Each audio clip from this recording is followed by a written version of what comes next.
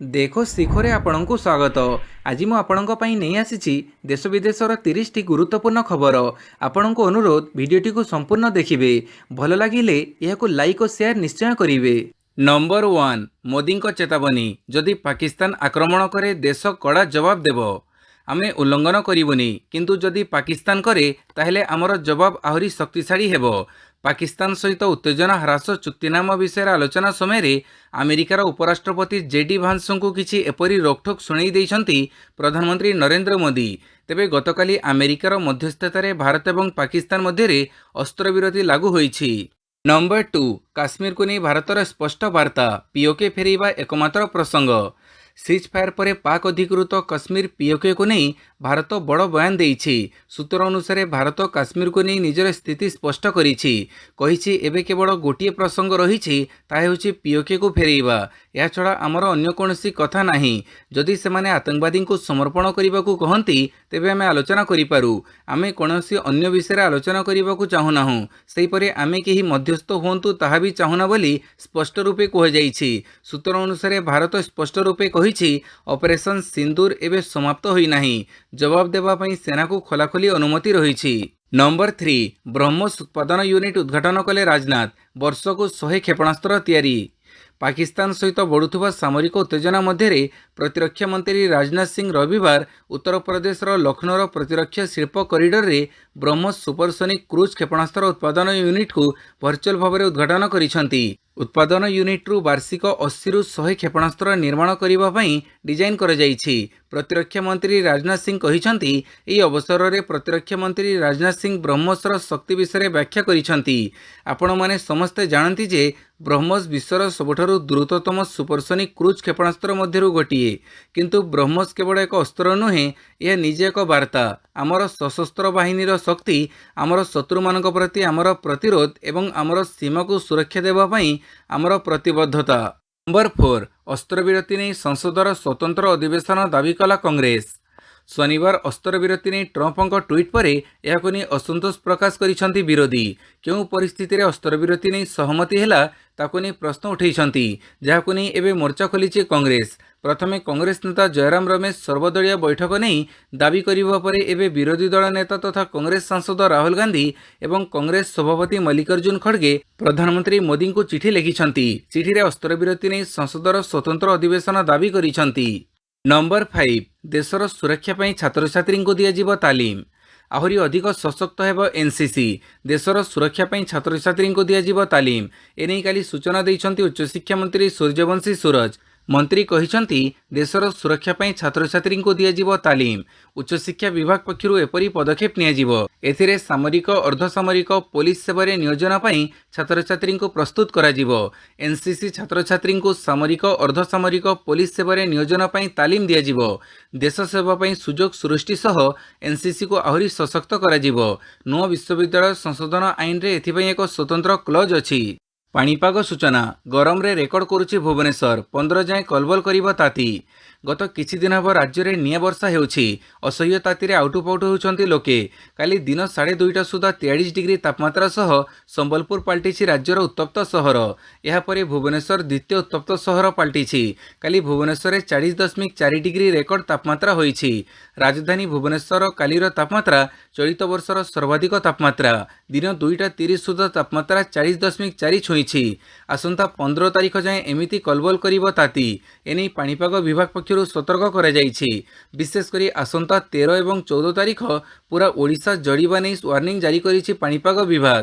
ଆସନ୍ତା 3 ଦିନ ମଧ୍ୟରେ ରାଜ୍ୟରେ ତାପମାତ୍ରା 2ରୁ 3 ଡିଗ୍ରୀ ମଧ୍ୟ ବୃଦ୍ଧି ପାଇବାର ପୂର୍ବାନୁମାନ କରିଛି ପାଣିପାଗ ବିଭାଗ। ତେବେ 15 ତାରିଖରେ ଦକ୍ଷିଣ ବଙ୍ଗୋପସାଗରରେ ଏକ ଘୂର୍ଣ୍ଣିବଳୟ ସୃଷ୍ଟି ହେବ। ଏହା ଘନୀଭୂତ ହୋଇ ଲଘୁଚାପ ରୂପ ନେଇପାରେ ବୋଲି ପୂର୍ବାନୁମାନ କରାଯାଇଛି। 15 ଏବଂ 16 ତାରିଖରେ ବିଭିନ୍ନ ସ୍ଥାନରେ ବର୍ଷା ହେବ ବୋଲି ପାଣିପାଗ ବିଭାଗ ପକ୍ଷରୁ କୁହାଯାଇଛି।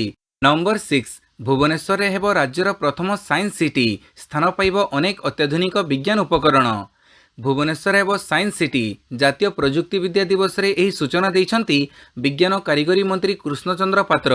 एही अवसर रे मंत्री कहिसंती राज्य रे साइंस एंड टेक्नोलोजी को आगो को नेबा पई अनेक योजना चलीछि। एमिति कि भुवनेश्वर रे साइंस सिटी पई मुख्यमंत्री शनिवार 100 एकर जमी प्रदान करिथिबा कथा मंत्री कहिसंती। यह राज्यर प्रथम साइंस सिटी हेबो। एथिरे अनेक अत्याधुनिक विज्ञान उपकरण गुड़िक स्थान पाइबो, जाहाकू देखि छात्र छात्री माने विज्ञान प्रति आकृष्ट हेबो सह सेमानकर विज्ञान ज्ञान बढ़िबो। एथिसह बायोटेक्नोलोजी पार्क एवं प्रति जिल्ला रे साइंस सेंटर हेबो बोली मंत्री कहिसंती। नंबर 7 पाकिस्तान रो कराची बंदर उपरे हमला करिबाकू प्रस्तुत थिले भारतीय नौसेना, कहिले डीजीएनओ।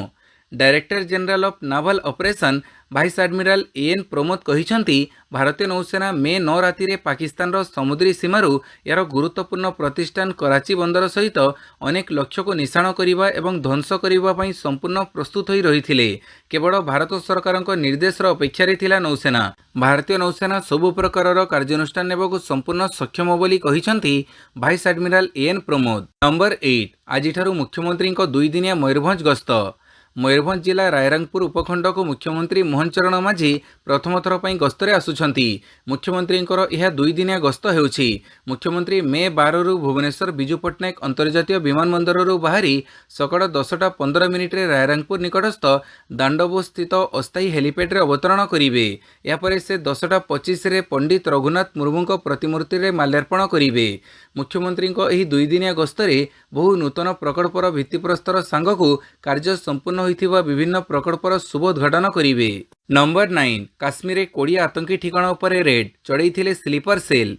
पहलगाम आतंकी आक्रमण पर आतंकवादी और सेमानक सहयोगी विरोध में अभियान तीव्र होइछि। एहारी मध्य जम्मू काश्मीर जांच एजेंसी एवं पुलिस को बड़ सफलता मिली। पुलिस दक्षिण काश्मीर 20 स्थान में रेड करी स्लीपर सेल पर्दाफाश करिछि।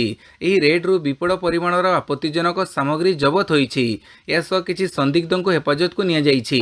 सेमानकु पचराउचरा करा जाउछि। गुइंदा सूचनारू जना पड़िछि काश्मीर रे अनेक स्लीपर सेल एक्टिव अछंती। सेमाने पाकिस्तान रे बसिथिबा सेमानक मुख्यंक सह सीधा संपर्क रे थिले।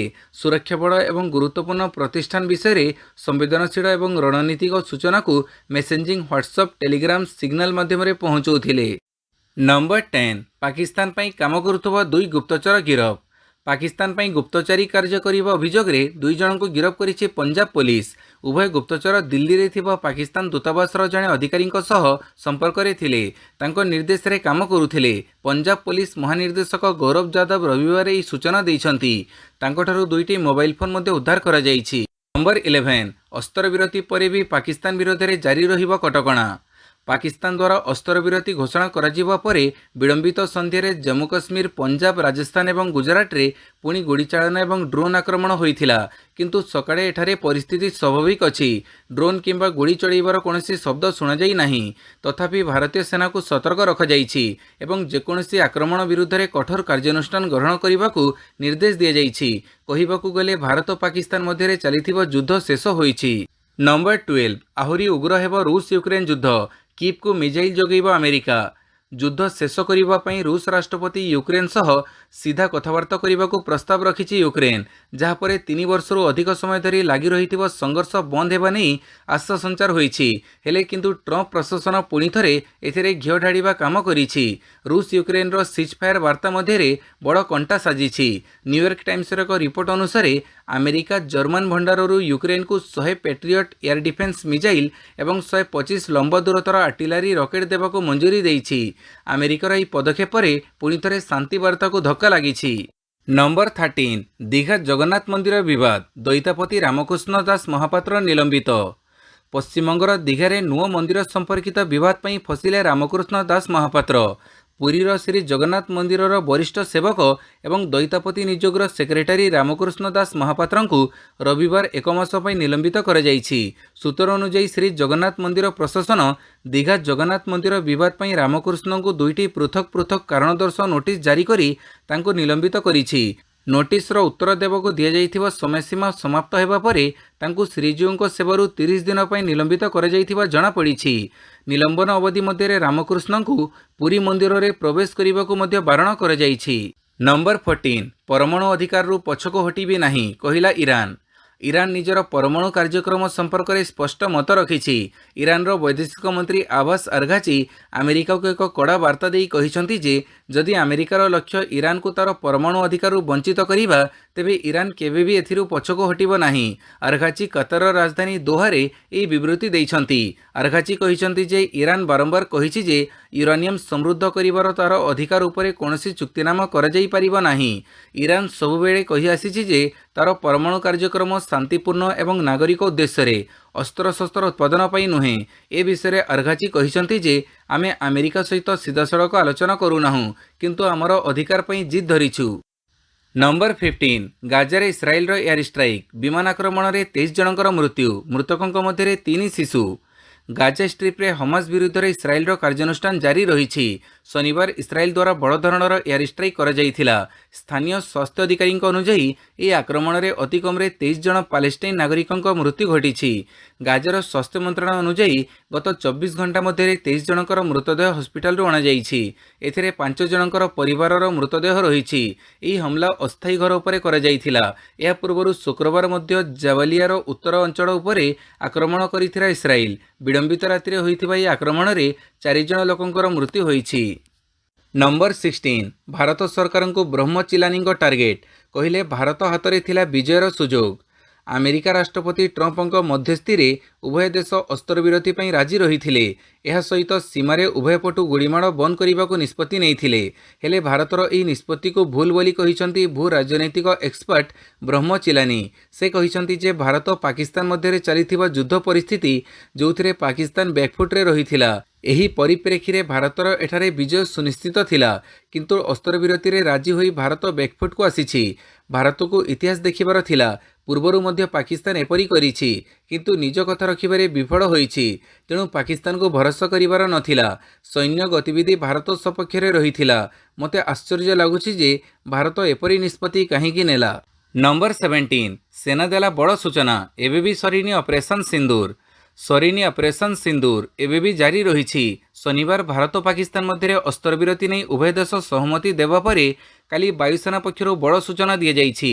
ଭାରତୀୟ ବାୟୁସେନା ରବିବାର ସ୍ପଷ୍ଟ କରିଛି ଯେ ପହଲଗାମରେ ପାକିସ୍ତାନ ସମର୍ଥିତ ଆତଙ୍କବାଦୀଙ୍କ ଦ୍ୱାରା ହୋଇଥିବା ଭୟଙ୍କର ଆକ୍ରମଣ ବିରୁଦ୍ଧରେ ପ୍ରତ୍ୟାକ୍ରମଣ ଭାବରେ ଆରମ୍ଭ ହୋଇଥିବା ଅପରେସନ୍ ସିନ୍ଦୁର ଏବେ ବି ଜାରି ରହିଛି। ଏନେ ଆଇଇଏଫ୍ର ଅଫିସିଆଲ ଏକ୍ସ ହ୍ୟାଣ୍ଡେଲରେ ସୂଚନା ଜାରି କରାଯାଇଛି। ଯେହେତୁ ଅପରେସନଗୁଡ଼ିକ ଏପର୍ଯ୍ୟନ୍ତ ଜାରି ରହିଛି, ତେଣୁ ଏନେଇ ଏକ ବିସ୍ତୃତ ସୂଚନା ଖୁବ୍ ଶୀଘ୍ର ଦିଆଯିବ। ଏଥିସହିତ ସମସ୍ତଙ୍କୁ ଅନୁମାନ ଏବଂ ଅପ୍ରମାଣିତ ସୂଚନାର ପ୍ରସାରଣରୁ ନିବୃତ୍ତ ରହିବାକୁ ଅନୁରୋଧ କରିଛି ଆଇଇଏଫ୍। ନମ୍ବର 18 ଅସ୍ତ୍ରବିରତି ପରେ ଜାମ୍ମୁ କାଶ୍ମୀର, ପଞ୍ଜାବ, ରାଜସ୍ଥାନରେ ଶାନ୍ତି, ସୀମାରେ ହୋଇନାହିଁ ଫାୟାରିଂ ବା ଡ୍ରୋନ୍ ହମଲା। ଏବେ ସୀମାରେ ଅସ୍ତ୍ରବିରତି ଜାରି ରହିଛି, ଯାହା ଯୋଗୁଁ ଗତକାଲି ରାତିରେ ଆପେକ୍ଷିକ ଶାନ୍ତି ରହିଥିଲା। ସୀମାବର୍ତ୍ତୀ ରାଜ୍ୟଗୁଡ଼ିକରେ ଶାନ୍ତି ପୁନଃସ୍ଥାପିତ ହୋଇଥିବା ପରି ମନେ ହେଉଛି। କାଲି ସକାଳଠାରୁ ସାଧାରଣ ଜୀବନ ମଧ୍ୟ ସ୍ୱାଭାବିକ ହେବାକୁ ଯାଉଛି। ଆମେରିକାର ହସ୍ତକ୍ଷେପ ପରେ ଭାରତ ଏବଂ ପାକିସ୍ତାନ ଗତକାଲି ଶନିବାର ସନ୍ଧ୍ୟାରେ ଯୁଦ୍ଧବିରତି ପାଇଁ ରାଜି ହୋଇଛନ୍ତି। ରାତିରେ ସୀମାପାରରୁ ଦ୍ରୁତ ଆକ୍ରମଣ ହେଉଥିବା ଅଭିଯୋଗ ହୋଇଥିଲେ ମଧ୍ୟ ସକାଳ ପର୍ଯ୍ୟନ୍ତ ସବୁକିଛି ସ୍ୱାଭାବିକ ରହିଥିଲା। ଲୋକମାନେ ସେମାନଙ୍କର କାମ ପାଇଁ ରାସ୍ତାକୁ ବାହାରକୁ ଆସୁଥିବାର ଦେଖାଯାଇଥିଲା। ଜମ୍ମୁ କାଶ୍ମୀର, ପଞ୍ଜାବ ଏବଂ ରାଜସ୍ଥାନରେ ସବୁଠି ଶାନ୍ତିପୂର୍ଣ୍ଣ ପରିସ୍ଥିତି ଦେଖିବାକୁ ମିଳିଛି। ନମ୍ବର 19 2045 ବେଳକୁ ବନ୍ଦ ହୋଇଯିବ Gates foundation.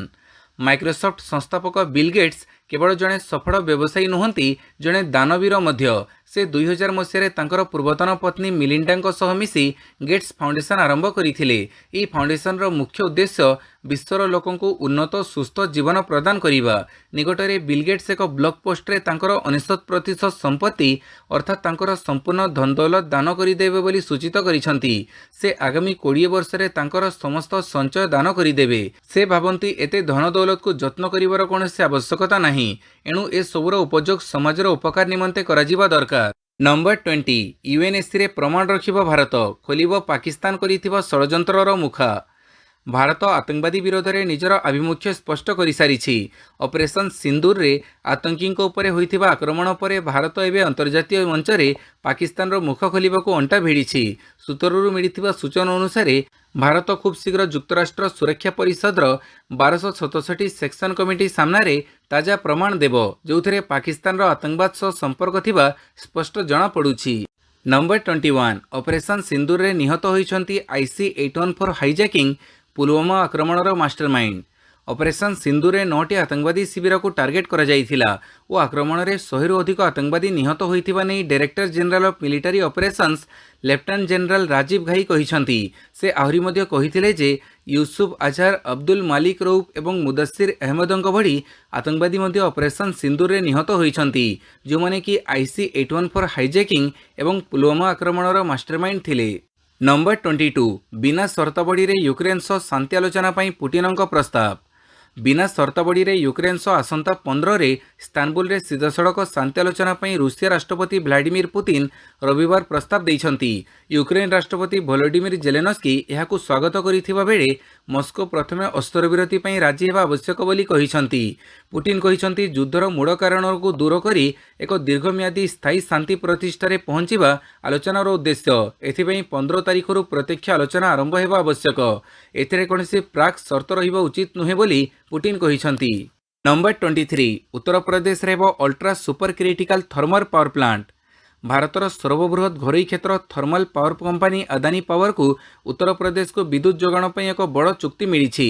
Adani power UP रे 1500 मेगावाट विद्युत जोगाण करिवो।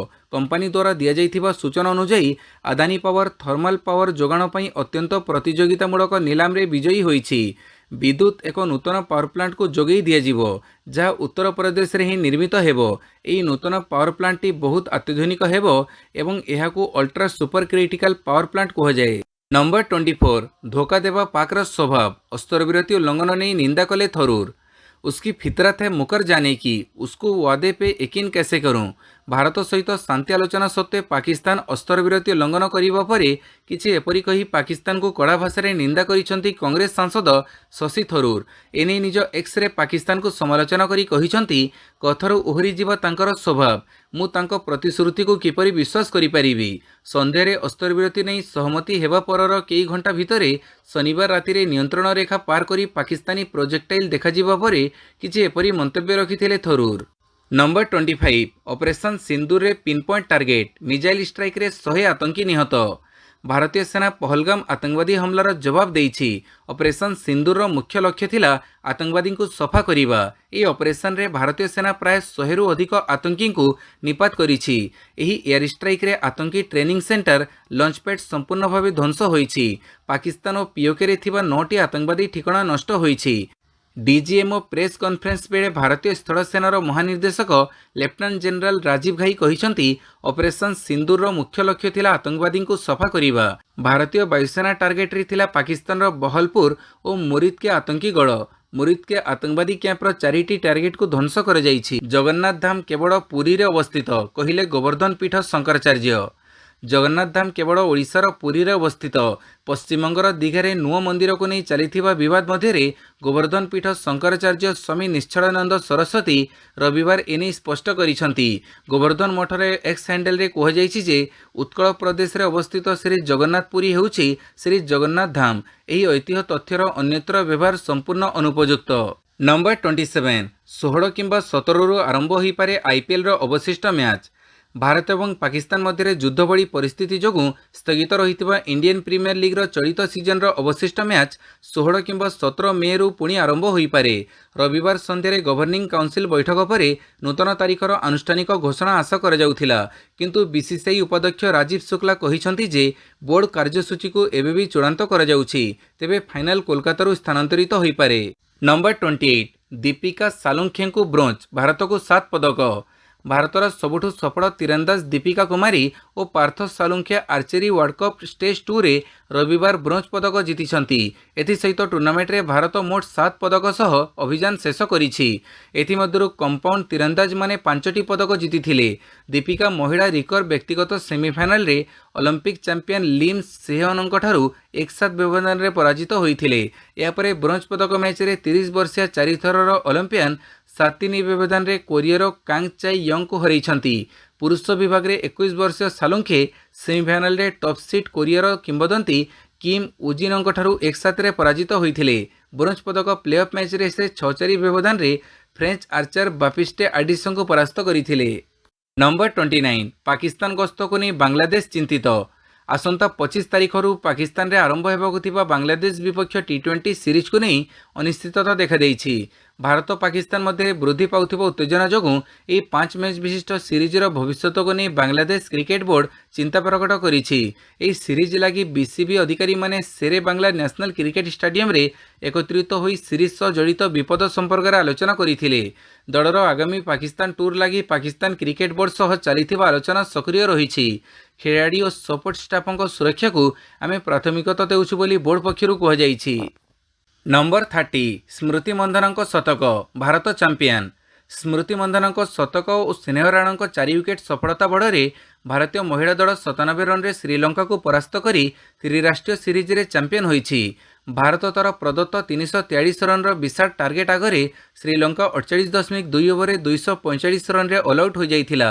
ମନ୍ଧାନାଙ୍କୁ ପ୍ଲେୟାର ଅଫ୍ ଦ ମ୍ୟାଚ୍ ଓ ସିରିଜରେ ମୋଟ 15 ୱିକେଟ୍ ନେଇଥିବା ସ୍ନେହଙ୍କୁ ପ୍ଲେୟାର ଅଫ୍ ଦ ସିରିଜ ବିବେଚିତ କରାଯାଇଛି। ଏହି ମ୍ୟାଚ୍ ଜରିଆରେ ଭାରତୀୟ ପେସର କ୍ରାନ୍ତି ଗୌଡ଼ ଅନ୍ତର୍ଜାତୀୟ କ୍ୟାରିୟର ଆରମ୍ଭ କରିଛନ୍ତି। ଭିଡ଼ିଓଟିକୁ ସମ୍ପୂର୍ଣ୍ଣ ଦେଖିଥିବାରୁ ବହୁତ ବହୁତ ଧନ୍ୟବାଦ।